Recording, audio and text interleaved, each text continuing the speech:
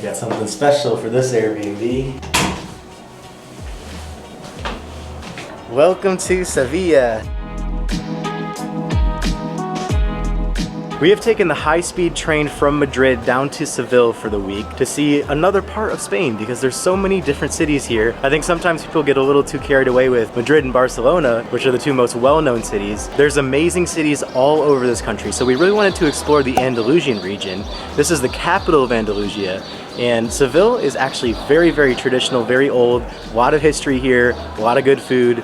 We're gonna be in for a perfect couple days. And we also have a very special event tonight.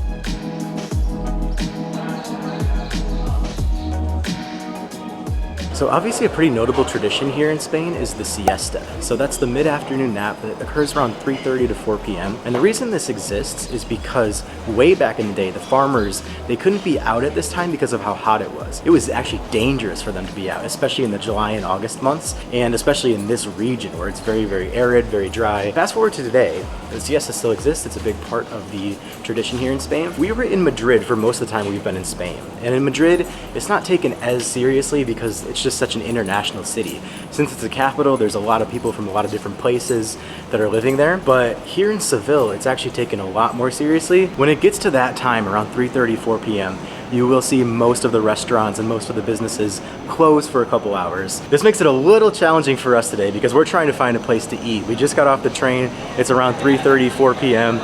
and I have a feeling a lot of places are gonna be closed, but we're gonna do our best to try to find anything we can because we are starving.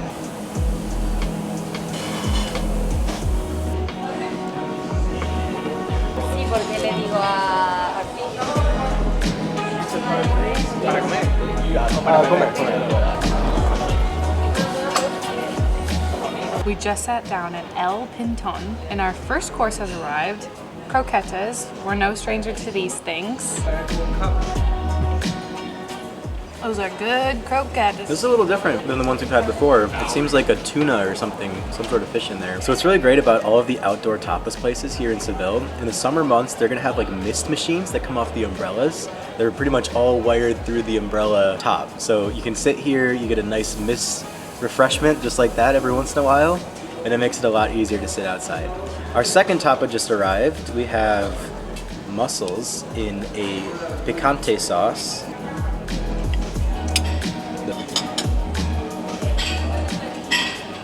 As much of that picante as I can.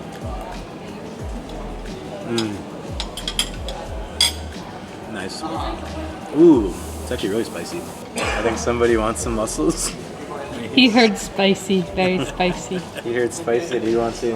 We've had a lot of seafood so far in Spain, and it is so good, especially in the paellas. We really become accustomed to just eating mussels, clams, calamari, things like that, because so much of Spain has coastline, so there's just a lot of fresh seafood, even in places more inland like Seville and Madrid. And I got myself a Bloody Mary. Just kidding. This is actually the first time having gazpacho. So gazpacho is a cold soup that's usually tomato based with some other vegetables and spices all blended up. I think you just drink it because we weren't presented with a spoon. Wow, that's great. It's a really great option in Seville on a hot summer day.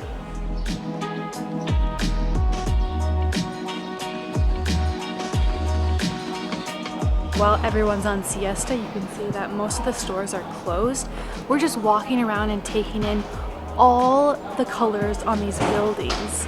There's mustard yellow, there's deep red, bright red, pink red, greens. The mix of all of them together is so incredible. And we're seeing a lot of Spanish tile as we're walking around. You can see it in basically all of the sides of the buildings, the addresses, the street signs. And of course, like we talked a lot about in Segovia, there's a lot of influence here from the Moors. You see a lot of kind of Islamic looking influence on the buildings. I'm really, really excited to see the Alcazar eventually.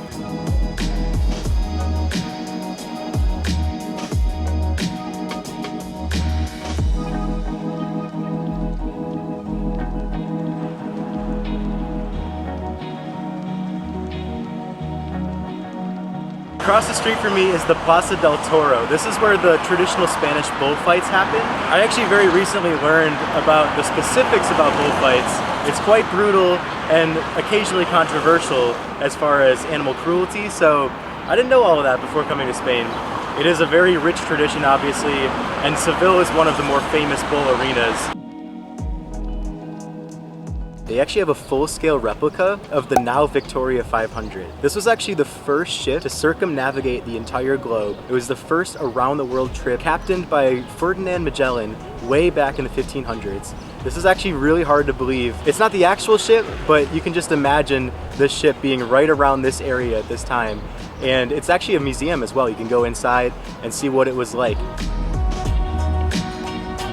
So as we were making our way down the Riverwalk, we kept seeing this imposing tower right behind us. We found out that it's called the Torre del Oro. This thing was constructed in 1220. Just to add a little perspective to how old that is, this was built over 2 centuries before the Europeans settled in America. So it's really amazing to see. We talk about that all the time in Europe, just the tangible history that you can see from so long ago. All right, so the sun is just beating down on us. It's so hot. So we're gonna go inside and just kind of rest up a little bit before a traditional flamenco show.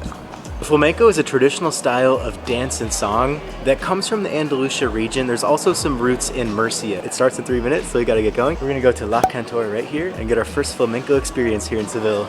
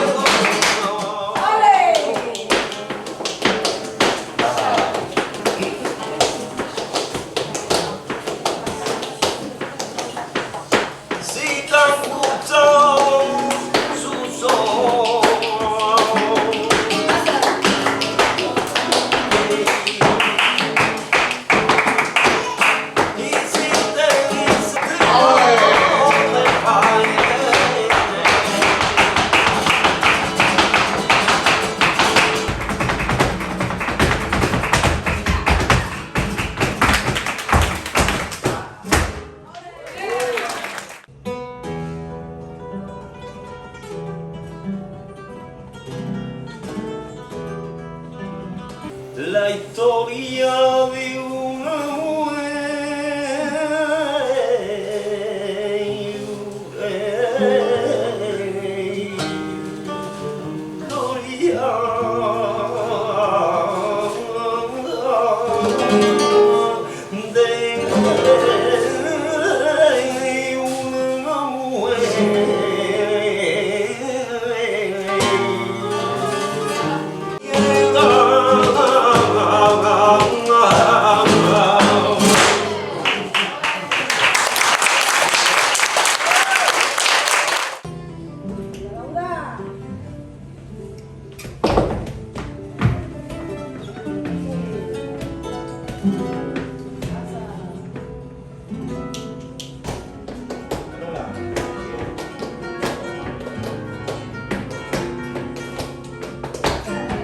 It's had a very unique history. It's had political pressure. There's been a lot associated with the actual dance.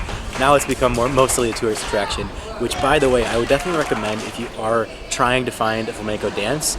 Just go to a place or maybe ask someone who's from here what their favorite place is, because a lot of the places you're going to find on TripAdvisor, the 1, 2, 3 locations, they're a little bit more theatrical and catered to tourists. I thought it was really cool tonight how it was a very intimate setting. There weren't a lot of people there, and it almost seemed like the artists too were, it's not like they were really trying to put on a show. You could just tell that they were really getting into the emotion of the music. That's gonna wrap up our day here in the Andalusian capital, but we will be back with more Seville content, so definitely keep your eye out for that.